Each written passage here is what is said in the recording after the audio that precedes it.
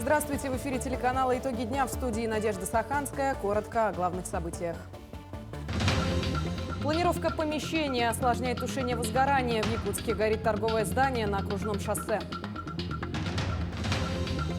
Сфера здравоохранения – главная тема визита. Айсен Николаев посетил Нерюнгринский район. Равнодушие соседей и постоянные угрозы. Замурованная семья Сметаниных до сих пор не может получить доступ к дороге. Расследованием ситуации занялись наши корреспонденты. Одна из образцовых школ республики, физико-технический лицей Якутска, отмечает 30-летний юбилей. Главный дирижер и духовный наставник, наши алданские коллеги расскажут историю основателя Государственного концертного оркестра Якутии. В Главное управление МЧС России по республике поступила информация о пожаре в торговом здании по улице Окружное шоссе в городе Якутск. На месте работают подразделения Якутского пожарно-спасательного гарнизона в количестве 42 человек и 9 единиц техники. При необходимости силы и средства будут увеличены. Тушение пожара осложняется планировкой здания, очаг пожара расположен внутри. Информация уточняется. Прокуратура Якутска организовала проверку по факту пожара. Причины возгорания устанавливаются. В ходе проверки прокуратура даст оценку соблюдению требований законодательства о пожарной безопасности и другим вопросам. По результатам проверки при наличии оснований будут приняты меры прокурорского реагирования. На данном торговом объекте сложность обуславливалась тем, что были пониженные температуры, также сложность планировки данного торгового объекта, также большая пожарная нагрузка, это продукты питания, бытовая химия. Благодаря оперативным действиям личного состава данный пожар был локализован и ликвидирован на площади 100 квадратных метров. На данном пожаре было задействовано 10 единиц техники, 46 человек личного состава. Пострадавших, погибших нет. По поручению главы Якутии в Турцию направлена гуманитарная помощь в виде 10 модульных быстро возводимых домов и контейнера продуктов. Именно там 6 февраля началось землетрясение, самое разрушительное стихийное бедствие для страны с 1939 года. В ближайшее время в Турцию отправят дополнительные модульные дома. Количество жертв стихийного бедствия все время увеличивается. По последним данным, число погибших возросло до 17 674, пострадали 72 879 человек. Продолжаются поисково-спасательные работы. Помощь в ликвидации последствий землетрясения оказывают сотрудники МЧС России. Оказывается помощь и соседней Сирии. Страна также пострадала от мощного землетрясения. Айсен Николаев посетил Нерюнгринский район. Главной темой визита стала сфера здравоохранения. В первый день правительственная группа посетила именно медицинские объекты. Это корпус скорой помощи, приемный покой, смешанное отделение и административный корпус. Глава республики отметил, что большая часть вопросов, которую задают жители Нерюнгри, всегда касается здравоохранения. Вопросы реконструкции и модернизации медучреждений обсудили на расширенном заседании с участием главы района, руководства больницы и представителей Министерства здравоохранения. Сегодня глава Республики Саха-Якутия провел обход объектов здравоохранения, где в ближайшее время планируются капитальные ремонты. В целом у нас есть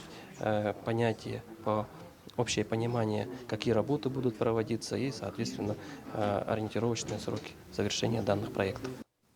Далее глава региона выступил в прямом эфире актуального интервью телеканала «Якутия-24» в социальных сетях. Он ответил на вопросы, которые интересуют жителей Нерюнгринского района.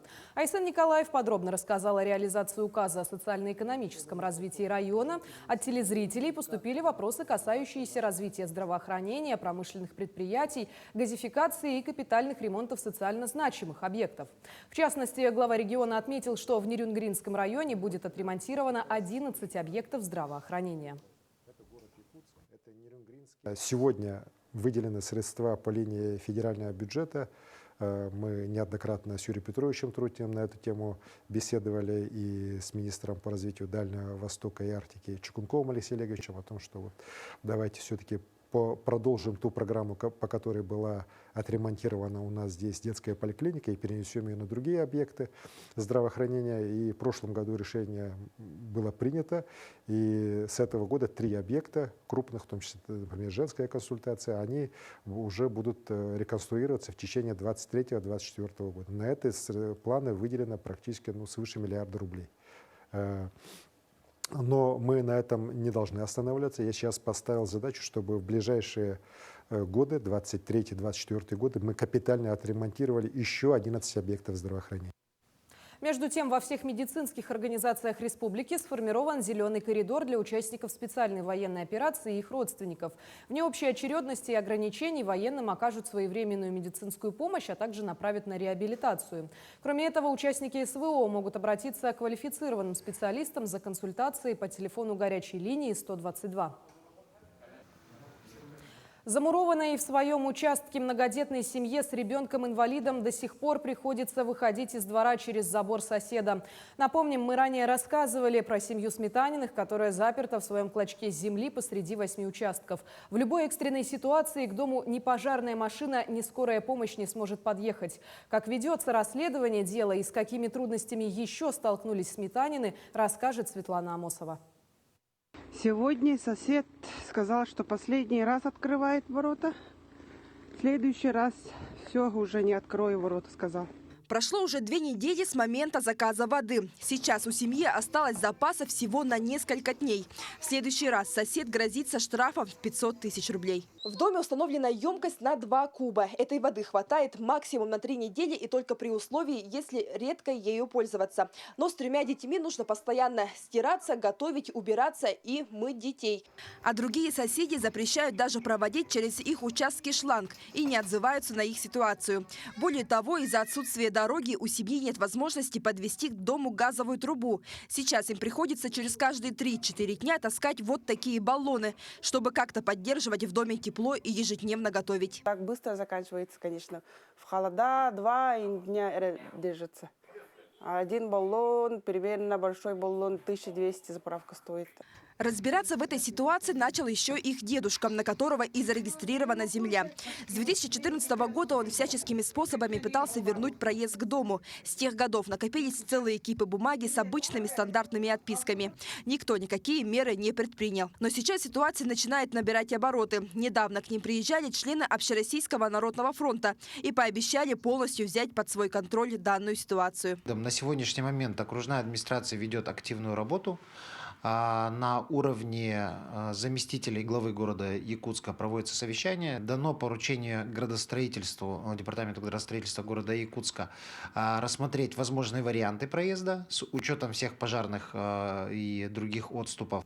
Управа Сайсарского округа и агентство земельных отношений тоже взялись за это дело. В ходе проведения анализа установлено, что причиной всего этого стали некорректно уточненные границы ранее отведенных земельных участков.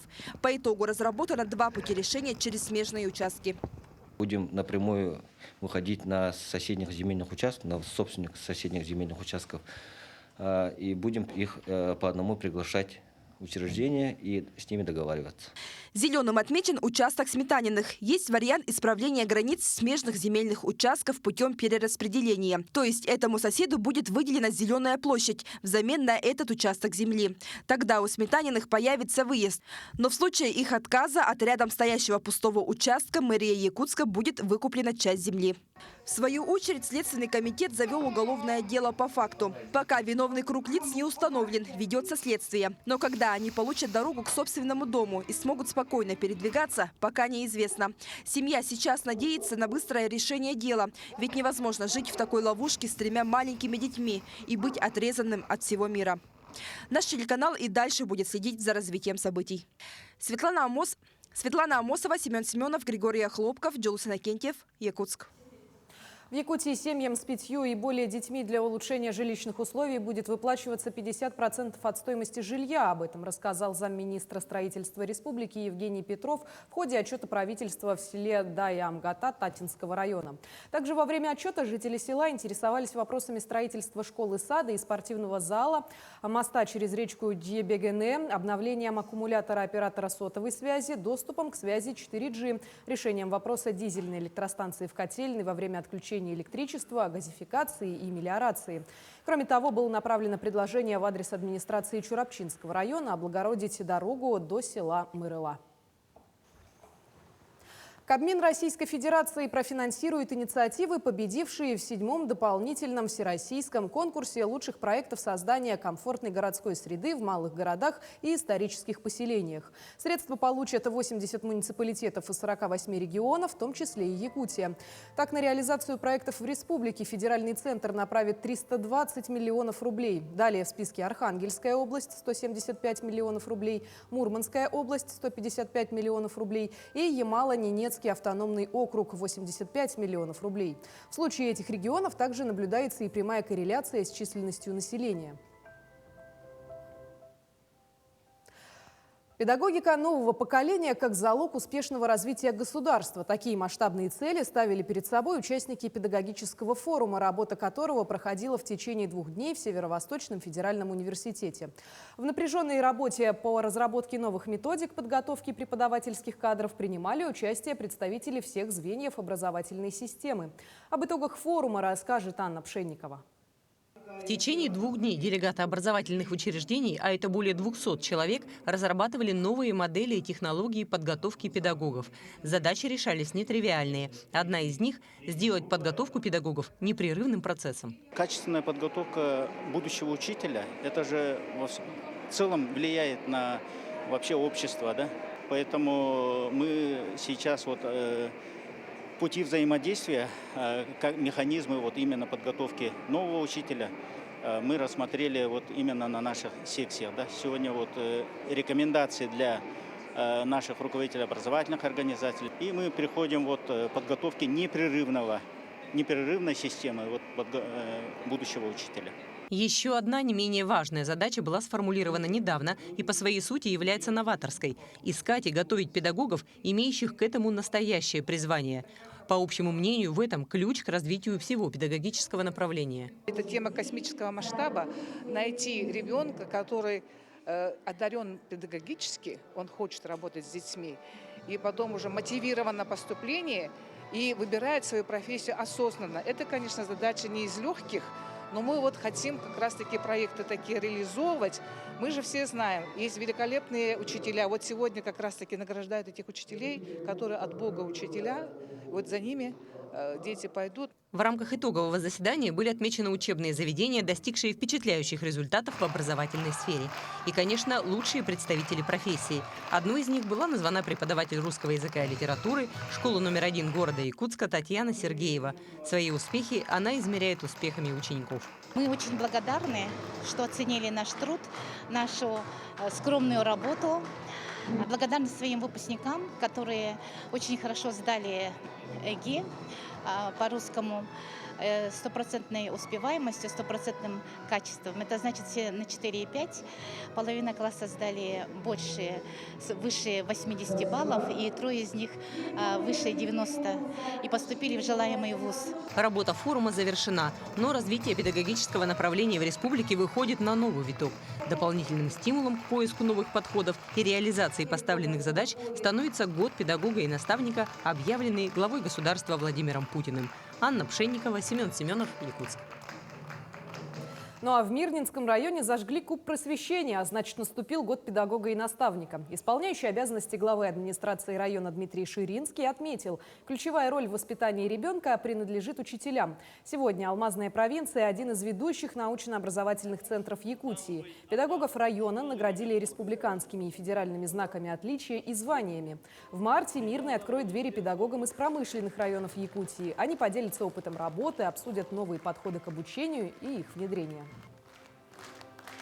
Этот год будет насыщен различными мероприятиями, которые будут направлены, естественно, на повышение престижа и роли наших учителей, воспитателей, наставников.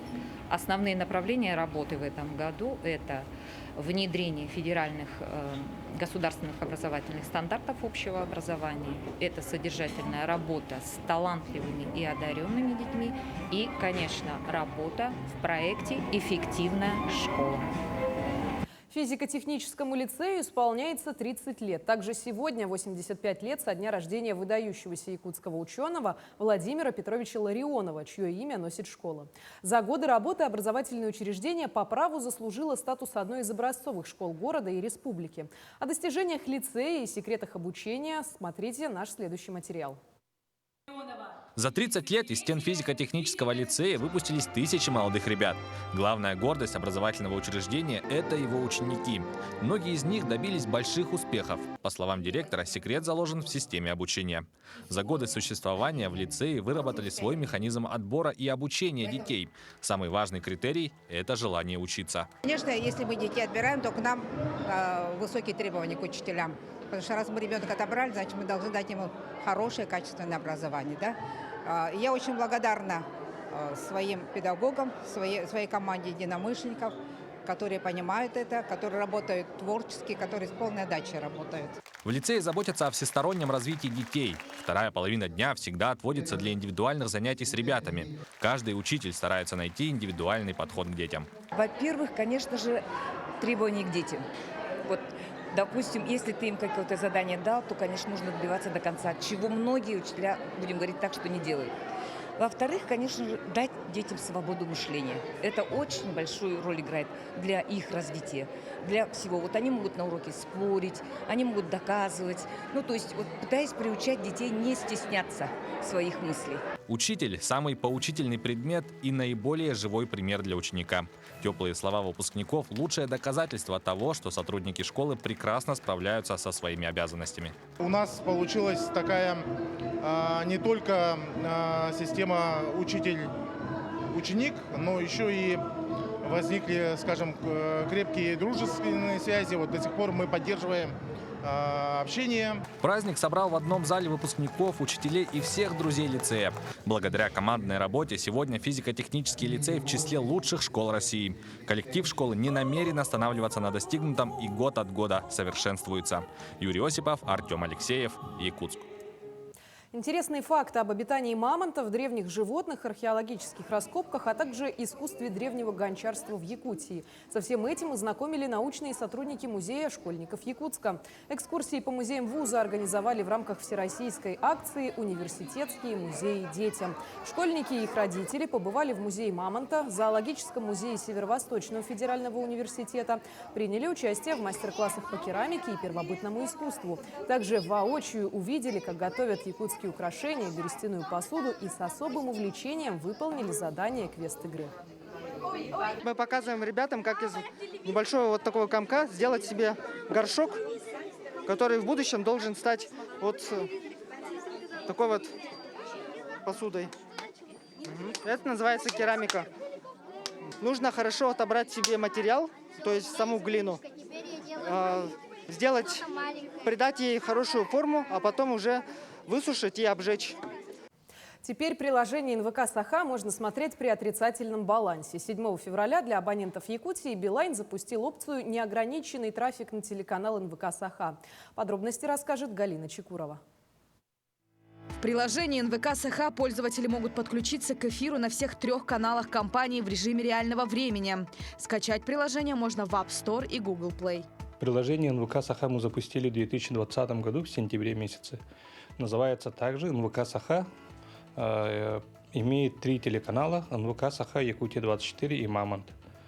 На данный момент, на сегодняшний день с 2020 года у нас скачали наше приложение 102 700 пользователей. У нас есть там архивы, архивы популярных телепередач можно найти, посмотреть, перейти на сайт телесериалов, купить телесериалы и посмотреть. Неограниченный трафик на НВК «Саха» позволяет пользоваться данным приложением при нулевом или минусовом балансе. Благодаря подключенной опции расход интернета, включенного в тариф, происходить не будет. Опция доступна абонентам самого популярного на сегодня тарифа АП в любой его конфигурации. Нужно лишь подключить эту опцию в мобильном приложении Билайн или на нашем сайте в личном кабинете, или обратиться в наши салоны. Опция абсолютно бесплатна, то есть никакой абонентской платы, ни платы за подключение не будет. Отметим, что Якутия стала первым регионом России, где Билайн предложил своим абонентам бесплатный трафик на трансляцию передач республиканских телеканалов. Прежде мобильный оператор не практиковал такую опцию на региональные медиа. Галина Чекурова, Григорий Хлопков, Якутск. Российский дирижер, педагог, заслуженный деятель искусств Якутии Наталья Базалева в феврале отмечает юбилей. Являясь основателем Государственного концертного оркестра Якутии, она даже на расстоянии остается его главным дирижером и духовным наставником. Подробности у наших алданских коллег. Сегодня ни одно значимое мероприятие в Алданском районе не обходится без участия Государственного концертного оркестра Якутии. Коллектив снискал славу не только в родном Алдане и Республике Саха, его знают в России и за рубежом. В сентябре прошлого года музыканты приняли участие в первом фестивале национальных оркестров и выступили в Кремле на гала-концерте. У этого оркестра, которому 32 года, все еще впереди. Ну и должна сказать, что из самых известных площадок общественности, да, первой такой значимой площадкой все-таки был концертный зал Мариинского театра, потому как в 2012 году именно Государственный концертный оркестр Якутии стал первым коллективом с территории из-за Урала и до Дальнего Востока, который выступил там с концертной программой. Корни, как и основной коллектив оркестра, находятся в городе Алдане, Золотой провинции Южной Якутии. Его основателем является Наталья Базалева, которая в 1991 году прошлого столетия собрала талантливых людей в оркестр народных инструментов, который впоследствии вырос в знаменитый коллектив. Началось с нашего маленького оркестра на базе музыкальной школы.